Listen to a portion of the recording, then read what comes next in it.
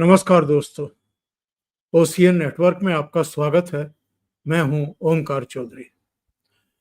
2013 में जब नरेंद्र मोदी को प्रधानमंत्री पद का चेहरा बनाया गया और 2014 के लोकसभा चुनाव के लिए उनका प्रचार का अभियान शुरू हुआ, तो उनका एक वाक्य अभी तक मेरे दिमाग में है, अंकित है बल्कि।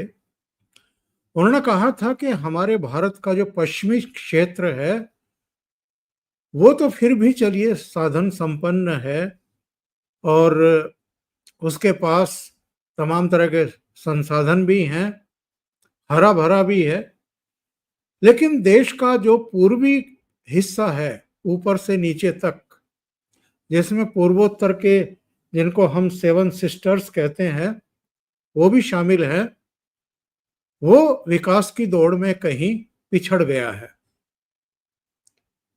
और इस बीच ऐसा बहुत कुछ हुआ जिसको हमें कम से कम जब हम मणिपुर की, मिजोरम की, असम की बात कर रहे हैं, प्रधानमंत्री के दौरे की बात कर रहे हैं, तो वो घटनाएं भी याद करनी चाहिए। पूर्वोत्तर के कई राज्य इंसर्जेंसी के, अलगाववाद के शिकार रहे। कई उग्रवादियों के वहां संगठन थे जिन्होंने तबाही मचा रखी थी, जो महीनों महीनों तक आवागमन को बाधित रखते थे, सप्लाई चेन को तोड़ देते थे। अब पूर्वोत्तर के ये 7 राज्य उन काले अध्यायों को पीछे छोड़ करके विकास के मार्ग पर आगे बढ़ते हुए दिखाई दे रहे हैं। नरेंद्र मोदी तीसरी बार प्रधानमंत्री हैं और ये 12वां साल चल रहा है उनके प्रधानमंत्रित्व का। इस बीच उनके मंत्री परिषद के सहयोगी पूर्वोत्तर के अलग अलग राज्यों में कितनी बार गए हैं, इसका हिसाब किताब रखना भी बड़ा मुश्किल है। और अगर मिजोरम आइजोल तक ट्रेन पहुंच गई है और जितना ऊंचा पुल हमने पिछले दिनों श्रीनगर के आसपास देखा था, वैसा ही एक विशालकाय पुल से गुजर करके ट्रेन दौड़ती हुई दिखाई दे रही है, तो हम कह सकते हैं कि जो पूर्वोत्तर के राज्यों में पिछले 70, 75, 78 सालों में नहीं हुआ, वो अब हम होते हुए देख रहे हैं। मैं कुछ दृश्य भी आपको दिखाऊंगा, लेकिन खास तौर से मणिपुर को लेकर के जिस तरह की डर्टी पॉलिटिक्स की गई और प्रधानमंत्री नरेंद्र मोदी की छवि को खराब करने की भी कोशिश की गई, उन पर तरह तरह की तोहमतें लगाने की कोशिश हुई, उसको अगर आज हम किनारे भी कर दें तो मूक रह करके भी जिस तरीके से प्रधानमंत्री नरेंद्र मोदी ने अमेरिका को और डोनाल्ड ट्रंप को झुकने के लिए मजबूर कर दिया, रीथिंकिंग के लिए मजबूर कर दिया भारत की नीति को लेकर के, और अब यू टर्न होते हुए हम देख रहे हैं, उसी तरीके से मूक रह करके उन्होंने देश के उस विपक्ष को भी मुंह तोड़ जवाब दिया है जो उनकी छवि को खराब करना चाहते थे। सीधे जोड़ लेते हैं वीरेंद्र नाथ भट्ट साहब को, चर्चा को आगे बढ़ाएंगे। कुछ विजुअल्स मैं आपको दिखाऊंगा और उसके बाद चर्चा शुरू करेंगे। वीरेंद्र जी, बहुत स्वागत है आपका। नमस्कार। जी नमस्कार। तो पहले जरा देख लें कि आइजोल तक जो ट्रेन दौड़ रही है वो किस तरह का दृश्य उत्पन्न कर रही है।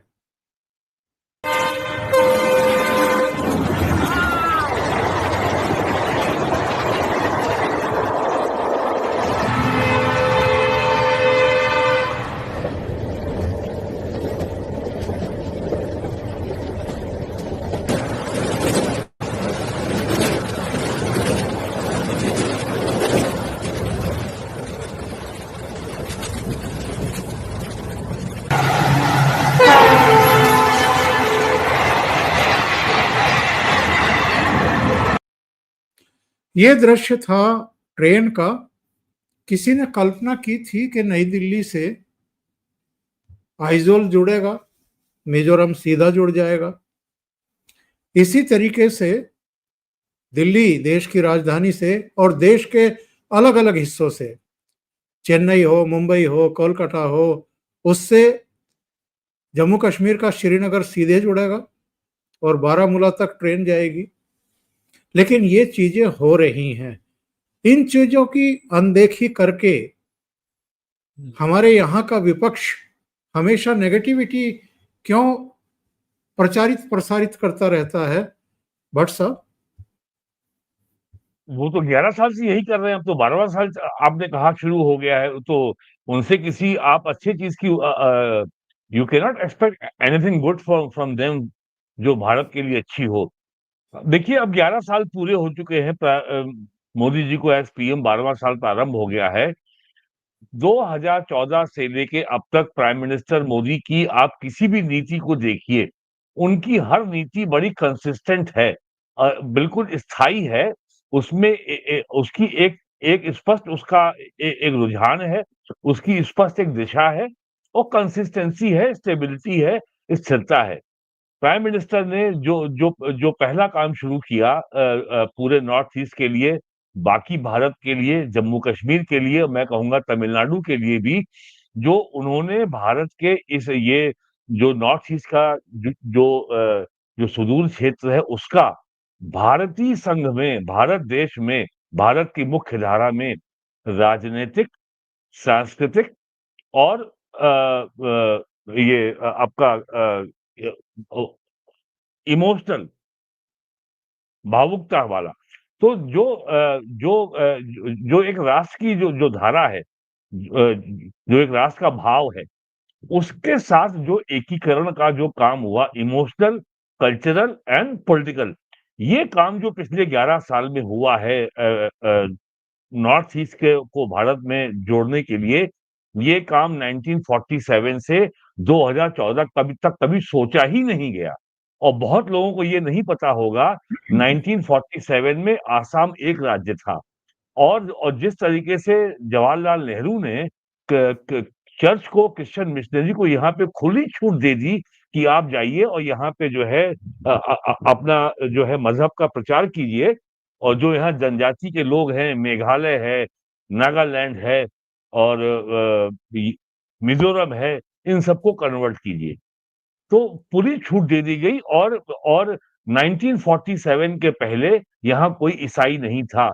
आज नागालैंड, मिजोरम और मेघालय 100% ईसाई राज्य हो गए हैं। वहां हिंदू का नाम लेवा एक आध परसेंट नहीं बचे होंगे।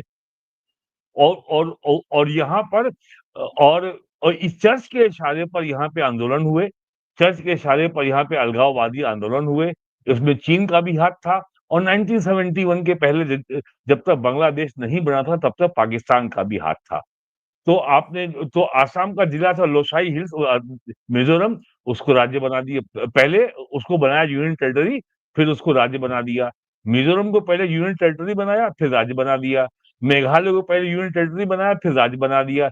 यही त्रिपुरा के साथ किया, ये भी आसाम का जिला था। यही अरुणाचल के साथ किया, ये भी आसाम का जिला था। लेकिन उस समय इसका नाम नेपा था, नॉर्थ ईस्ट फ्रंटियर एजेंसी। और इसका बड़ा हिस्सा जो है नेहरू जी की मेहरबानी से 1962 में चीन ने कब्जा कर लिया।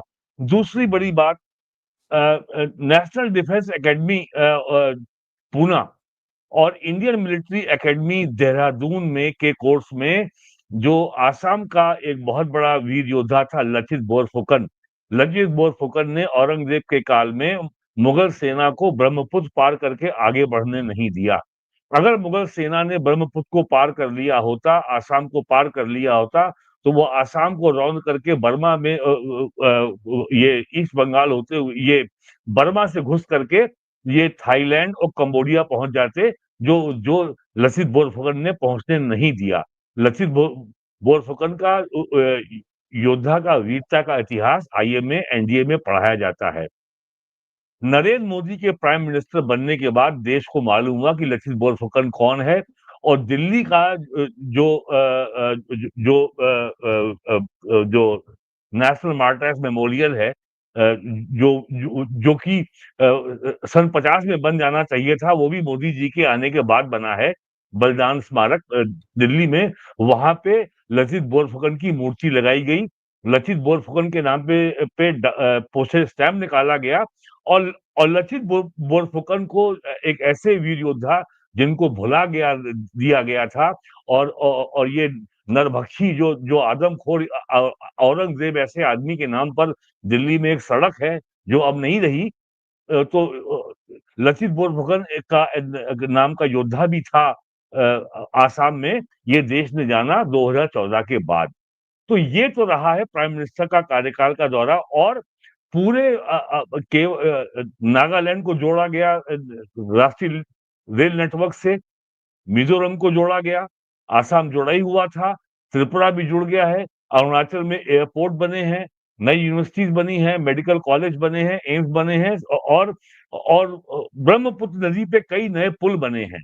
उससे सबसे बड़ा फायदा ये हुआ है कि भारतीय सेना का और सप्लाईज के लिए अरुणाचल की चाइना सीमा तक अब ये काम पहले से आसान हो गया है और ज्यादा तेज हो गया है। इसके बारे में कांग्रेस की सरकार के बारे में कभी सोचा ही नहीं गया। केवल मेघालय में चर्च के दबाव में जो वहां के स्थानीय निवासी हैं, वो रेल नेटवर्क का विरोध इसलिए कर रहे हैं कि इससे विदेशी लोगों की घुसपैठ हमारे राज्य में बढ़ जाएगी, इसलिए वहां पे मामला अभी रुका हुआ है। और खबर तो ये तक आई थी कि वहां की राज्य सरकार जो है, वो केंद्र सरकार के रेल मंत्रालय को जमीन के अधिग्रहण के लिए जो पैसा दिया गया था, उसको वापस भी करना चाहती है, करने को तैयार है। तो ये तो हाल रहा है कांग्रेस का, इसलिए कांग्रेस विरोध करती है। ये है असली समस्या। और इसी तरीके से प्राइम मिनिस्टर ने जो काशी तमिल संगमम यात्रा शुरू की है, लाखों लोग अब तक तमिलनाडु से काशी आ चुके हैं और तीर्थ यात्रा पे आए हैं। ये काम भी प्राइम मिनिस्टर मोदी ने किया है।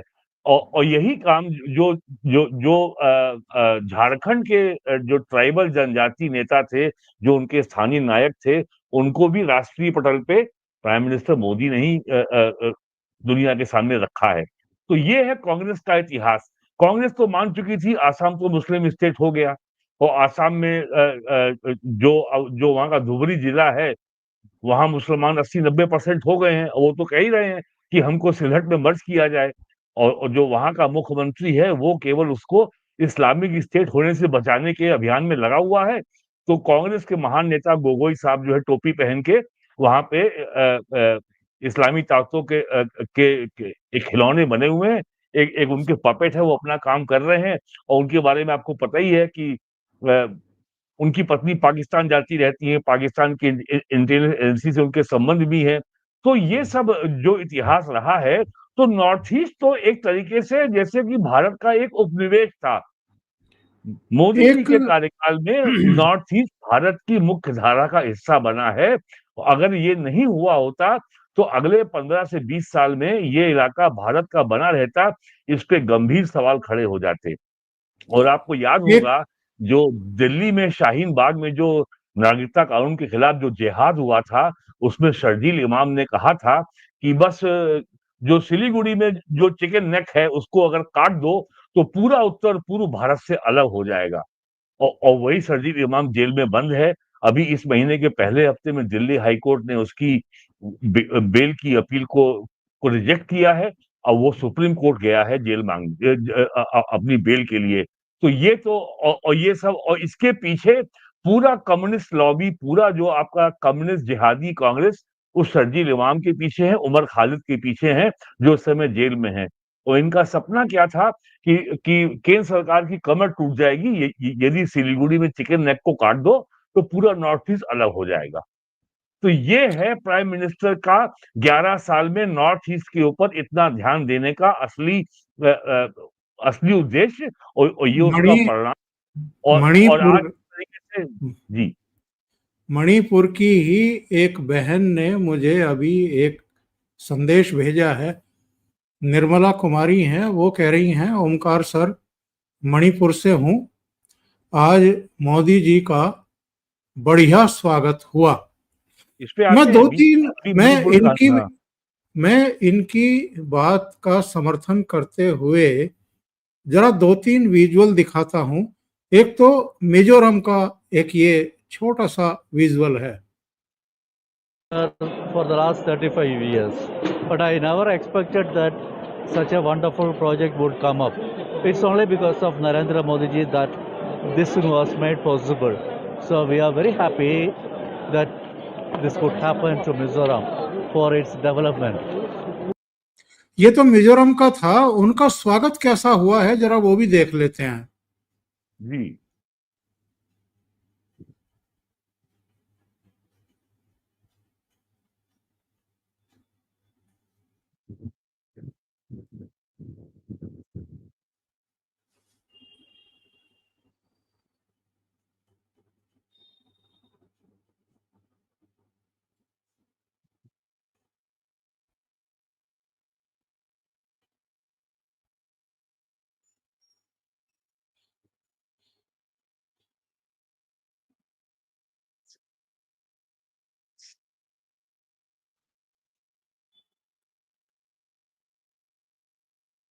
बहुत छोटी छोटी बच्चियों ने उनके स्वागत में एक गीत गाया है।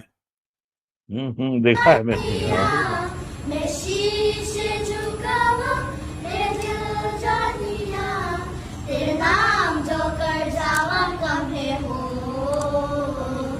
तू सारे जहां से प्यारी, मैं भारत की बेटी है, सारे जहां से बारी, मैं भारत की बेटी, दिल जान शान हमारी, मैं भारत की बेटी, जीती रहो जीतती रहो। बहुत सुंदर, बहुत सुंदर। देखिए, प्राइम मिनिस्टर पूर्वोत्तर के लिए, पूर्वी छोर के लिए जितना काम कर रहे हैं, जितनी योजनाएं परियोजनाएं, और अब तो एक मैं नई चीज देख रहा था, पढ़ रहा था, चीन से लगते हुए जो राज्य हैं हमारे, उनकी सरहदों पर एक पूरी ट्रेन परियोजना जो है वो प्लान की जा रही है। अभी 2 लाख करोड़ रुपया उसके लिए भारत सरकार ने एलोकेट भी कर दिया है। वहां पर कई स्ट्रिप्स थी जहां से 62 की लड़ाई में भी, दूसरी बाद की भी लड़ाइयों में हमारे लड़ाकू विमान वहां उतरते थे। बाद में वो उपेक्षा के शिकार हो गए। एक बार 2011 में AK एंटनी ने पार्लियामेंट में खड़े होकर कहा था कि इंफ्रास्ट्रक्चर इसलिए नहीं बना रहे कि चीन उन पर आकर के कब्जा ना कर ले। यानी इन लोगों को अपनी सेना पर, अपने बाहुबल पर और भारत की शक्ति पर, शौर्य पर कोई यकीन ही नहीं था। अब पूर्वोत्तर पूरा बदलता हुआ दिखाई दे रहा है।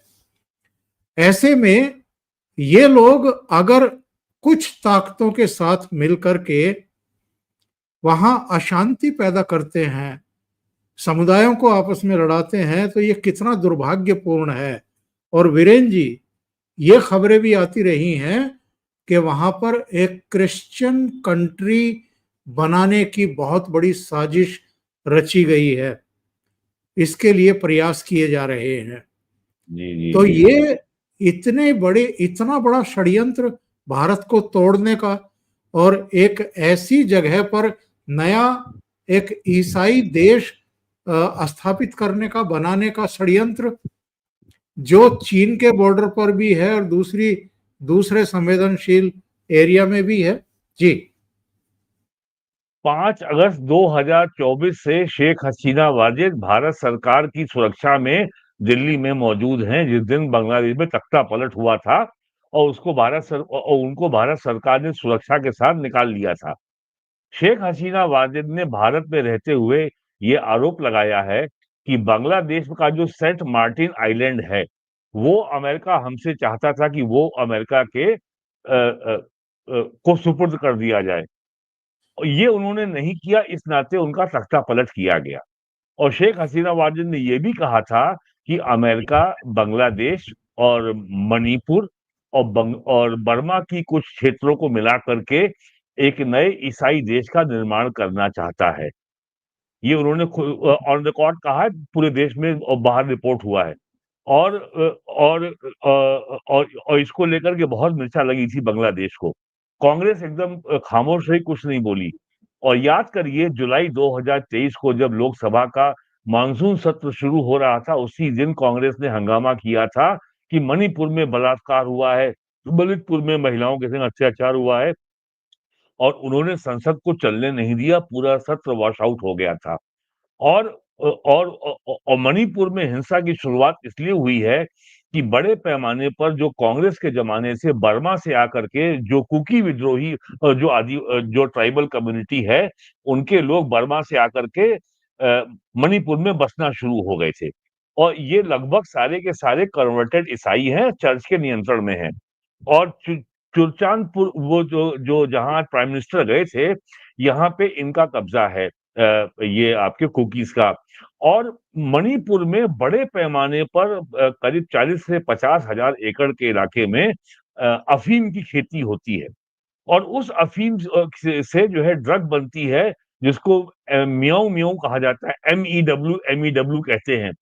तो वहां पे जब बीजेपी की सरकार ने उसके ऊपर क्रैकडाउन शुरू किया और अफीम की खेती को रोकने का प्रयास किया, तो वहां पे आतंकवाद, ये जो है वो वहां दंगे की स्थिति पैदा हो गई। और तर्क ये दिया गया कि साहब मणिपुर हाई कोर्ट ने जो ये आदेश दे दिया कि मेतेई को भी जो है आरक्षण दिया जा सकता है, दंगा इसलिए हो गया। ये पूरे देश में नैरेटिव बनाया गया।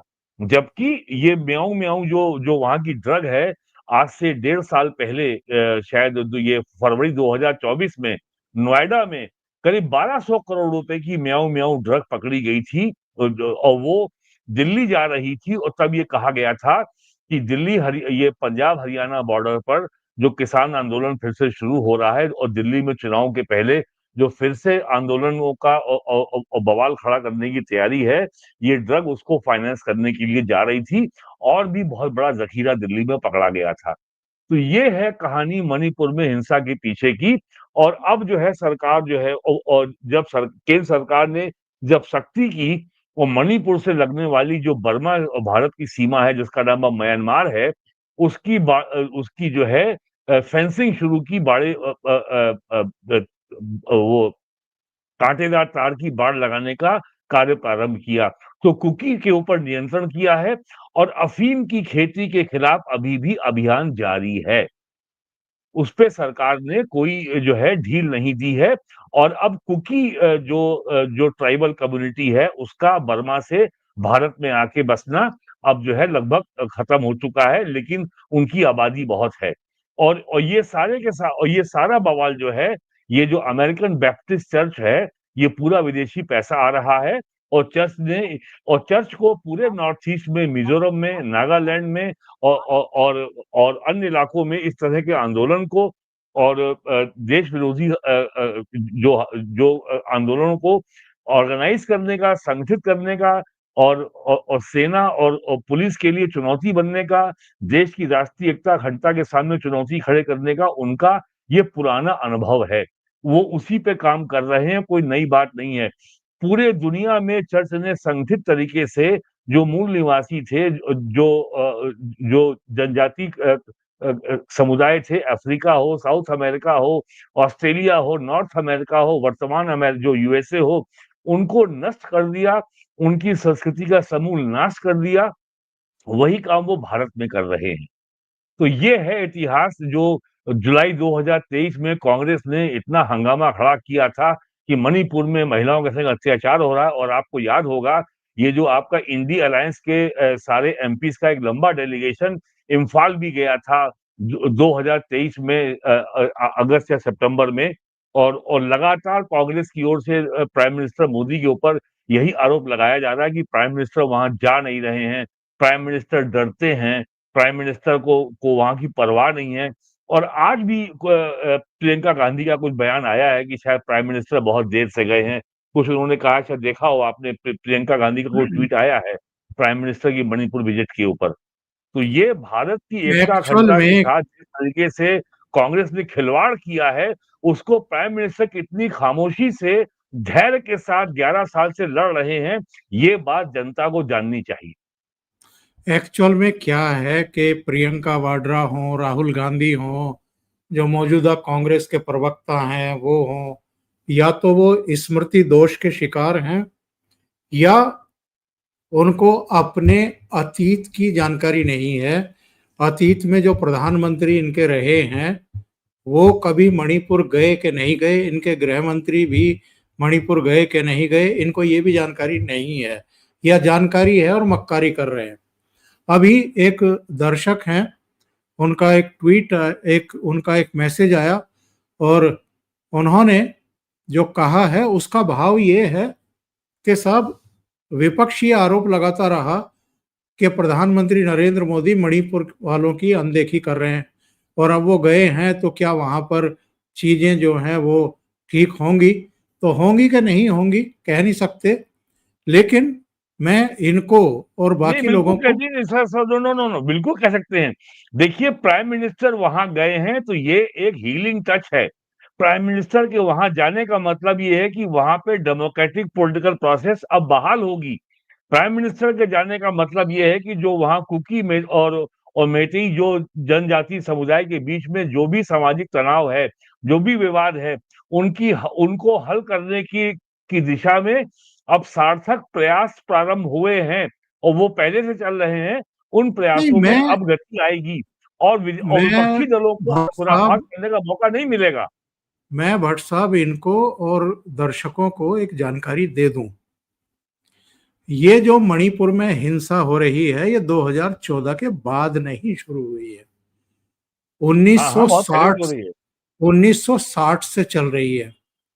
1960 में जो छुटपुट हिंसा शुरू हुई, सुरक्षा बलों के साथ मुठभेड़ें शुरू हुई, यूएनएलएफ 1964, पीएलए और प्रीपाक आदि जो वहां के संगठन थे उनके बीच में, फिर 1980 में हुई, फिर 1984 में हुई, फिर 1987 में हुई, फिर 92 से 97 तक हुई नगा और कुकी समुदायों के बीच में, फिर सन 2000 में 2 नवंबर से शुरू हुई, फिर 2001 में 18 जून से शुरू हुई, फिर 2004 जुलाई से शुरू हुई, फिर 2009 में 23 जुलाई से शुरू हुई इम्फाल में, फिर 2010 में 6 मई से शुरू हुई, 2011 में लंबी आर्थिक नाकेबंदियां की गई, नागा ने की है। 2015 में, जी हाँ, आगजनी, झड़पें, बिजली आपूर्ति और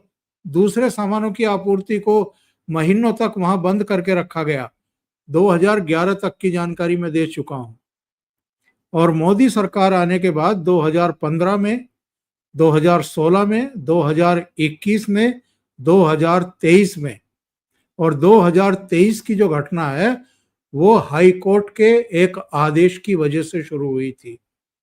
उन्होंने ये कहा जाता है जी, जी। एक समुदाय को आरक्षण देने का अपनी तरफ से मेइतेई फैसला को किया। मेइतेई को जी मेइतेई हाँ, हिंदू है।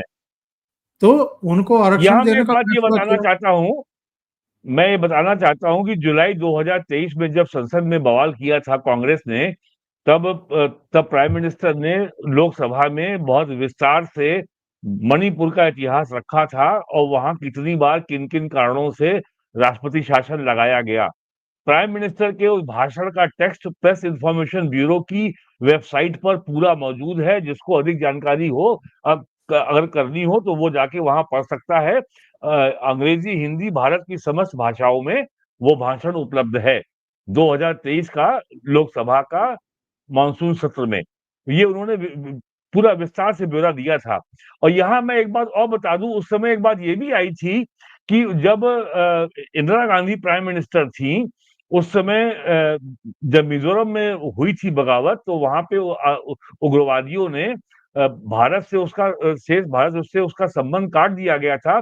तब भारतीय वायुसेना ने मिजोरम में बमबारी की थी और उस समय के जो 2 पायलट थे वो दोनों बाद में कांग्रेस के सांसद बने। एक राजस्थान के और एक महाराष्ट्र के। और ये बात प्राइम मिनिस्टर ने संसद में, लोकसभा में कही है, जो रिकॉर्ड में मौजूद है। कोई भी चाहे प्राइम मिनिस्टर के उस जुलाई 2023 के मानसून सत्र के प्राइम मिनिस्टर के भाषण से इस बात को वेरीफाई कर सकता है। ये इतिहास रहा है कांग्रेस का और हम लोगों को सोशल मीडिया में केवल जो है एक गैर जिम्मेदार तरीके से एक कैजुअल रिमार्क कर देने की आदत है किसी के भी बारे में। और ये नहीं हम सोचते कि भाई इसमें राष्ट्रहित और राष्ट्रीय एकता अखंडता का मामला जुड़ा हुआ है और ये बहुत गंभीर विषय होते हैं। ये 2000 साल देश बिखरा रहा है। ये वर्तमान भारत जो टूटा-फूटा है, जिससे अफ़गानिस्तान चला गया, जिससे बर्मा चला गया, नेपाल चला गया और आज का बांग्लादेश चला गया और आज चला गया, फिर भी इतना बड़ा भारत जो एक हुआ है, अभी इसको मात्र 78 साल हुए हैं। तो लोगों को भारत की एकता अखंडता के बारे में थोड़ा-सा कभी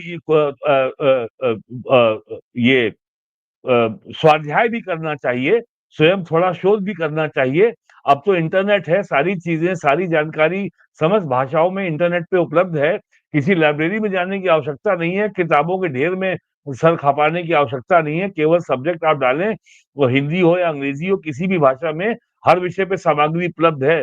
ज़रा उसको पढ़ लें क्या-क्या हुआ है और क्या-क्या प्राइम मिनिस्टर ने 11 साल किया है और अभी जो इन्होंने अभी इन्होंने किया कहा है है कि इनका मंतव्य ये था कि विपक्ष के व्यवहार में क्या अब कोई परिवर्तन होगा?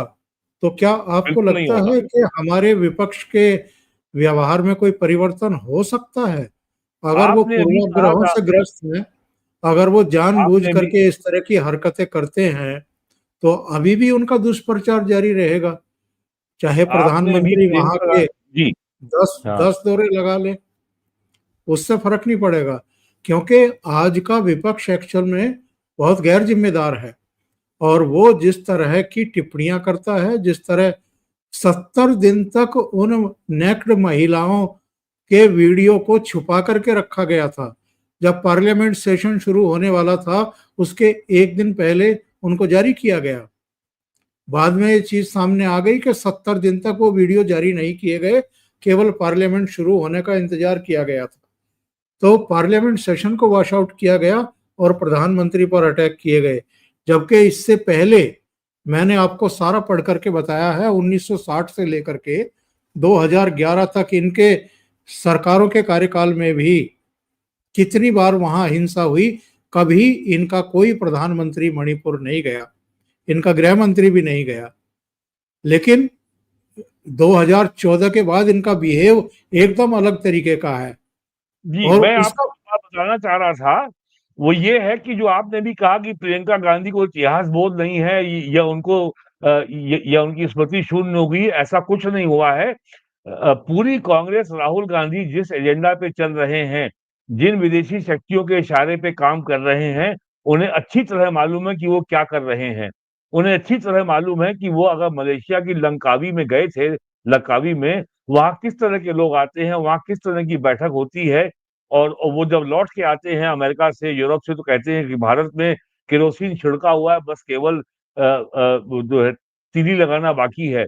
प्रियंका गांधी जो है जब गाज़ा वॉर चल रही है 7 अक्टूबर 2023 से, तो वो लोकसभा आती हैं, तो वो फिलिस्तीन का बैग लेके आती हैं। 5 अगस्त 2024 से हिंदुओं का नरसंहार हो रहा है बांग्लादेश में। क्या कभी आपने किसी कांग्रेस नेता को हिंदुओं के ऊपर कोई बैग लिए देखा? या कभी किसी कांग्रेस नेता का आपने हिंदुओं के पक्ष में कभी एक एक लाइन का ट्वीट देखा? कभी क्या किसी नेता का एक लाइन कभी आपने कोई बयान देखा? मुर्शिदाबाद में इस साल अप्रैल में भयानक हिंसा हुई, हिंदुओं के घर लूटे गए, जलाए गए, मंदिर तोड़े गए, लोगों की हत्या की गई। क्या कभी कांग्रेस के नेता का बयान आया? तो उनको अच्छी तरह मालूम है वो क्या कर रहे हैं और वो केवल हिंदुओं को इस बात की सज़ा दे रहे हैं कि तुमने बीजेपी का समर्थन किया है, अब भुगतो। बस केवल यही है उनका और कोई उनका नहीं और राहुल गांधी को अच्छी तरह मालूम है कि वो क्या कर रहे हैं। किस तरीके से और ये पूरा जो है देश में कैसे जो है नरेंद्र मोदी की सरकार को लगातार डिग्रेड करो, इस सरकार की विश्वसनीयता को खत्म करो, इस सरकार के ऊपर कालिक लगाओ। अगर और अगर नरेंद्र मोदी पे नहीं हो पाता है तो फिर संवैधानिक संस्थाओं को टारगेट करो। पहले ईवीएम को टारगेट किया, सफल नहीं हुआ, तो अब सीधे चुनाव आयोग के ऊपर आ गए और सीधे-सीधे वोट चोरी का आरोप लगा दिया। तो ये और जो प्राइम मिनिस्टर के को जो गाली दी गई है, प्राइम मिनिस्टर की माताजी को लेकर के एआई जनरेटेड जो एक वीडियो फ़िल्म जारी की गई है, इसके पीछे सोची-समझी रणनीति ये है, समाज में तनाव पैदा करो। समाज में जो है कहीं ना कहीं हिंसा होगी, हमारे तो उस हिंसा में फिर हम पंच बन के पहुंच जाएंगे, तो हमारे लिए पॉलिटिकल स्पेस क्रिएट होगा। ये सोची समझी रणनीति के तहत काम हो रहा है। जो समाज में जहां जहां जो वल्नरेबिलिटी है उसको आइडेंटिफाई करो, उसके बाद वहां बवाल कराओ, फॉल्ट लाइन क्रिएट करो, और फॉल्ट लाइन क्रिएट करने के बाद विभाजन रेखा पैदा करो, और रेखा पैदा करने के बाद वहां पे पंच बन के पहुंच जाओ, और फिर सरकार के ऊपर आरोप लगाओ कि ये सरकार जो है दलित विरोधी है, पिछड़ा विरोधी है, और मुस्लिम विरोधी है, माइनॉरिटी विरोधी है, और ये सरकार अडानी अंबानी की सरकार है। जितना ज्यादा जहरीला बयान दे सको, क्योंकि उनको मालूम है इस देश में एक वर्ग ऐसा है जो उनकी बात को सुनेगा और ताली बजाएगा। तो ये जो भी कुछ राहुल गांधी, प्रियंका गांधी कर रहे हैं, ये मासूम लोग नहीं है, ये अच्छी तरह जानते हैं क्या कर रहे हैं। मैं जानकारी दे दूं कार्यक्रम के अंत में, आमतौर पर 8:30 बजे के इस कार्यक्रम में हम आधे घंटे का प्रोग्राम ही करते हैं। चर्चा ऐसी थी, थोड़ा सा समय आगे चला गया है, लेकिन मैं दर्शकों को जानकारी दे दूं, कांग्रेस के आईटी सेल पर शिकंजा कस दिया गया है। प्रधानमंत्री मोदी की मां के एआई वीडियो बनाने के मामले में दिल्ली पुलिस की जो साइबर सेल है उसने मुकदमा कायम कर लिया है, और बीएनएस की धारा 318(2), 336(3)(4), 340(2), 352, 356(2), 61(2) आईटी एक्ट और डिजिटल डेटा प्रोटेक्शन एक्ट की धाराओं में मामला दर्ज किया गया है। यानी अब ऐसी हरकतों पर सरकार और दिल्ली पुलिस और अलग अलग राज्यों की पुलिस खामोश नहीं रहेगी, मूक दर्शक नहीं रहेगी। ये अच्छी शुरुआत है। ये बहुत पहले होना चाहिए था, but better late than never. हो तो रहा है, देर आए दुरुस्त आए। जी हाँ, बहुत बहुत धन्यवाद वीरेंद्र जी जुड़ने के लिए और बहुत महत्वपूर्ण विषय पर अपने विचार जाहिर करने के लिए। Thank you so much. नमस्कार। नमस्कार।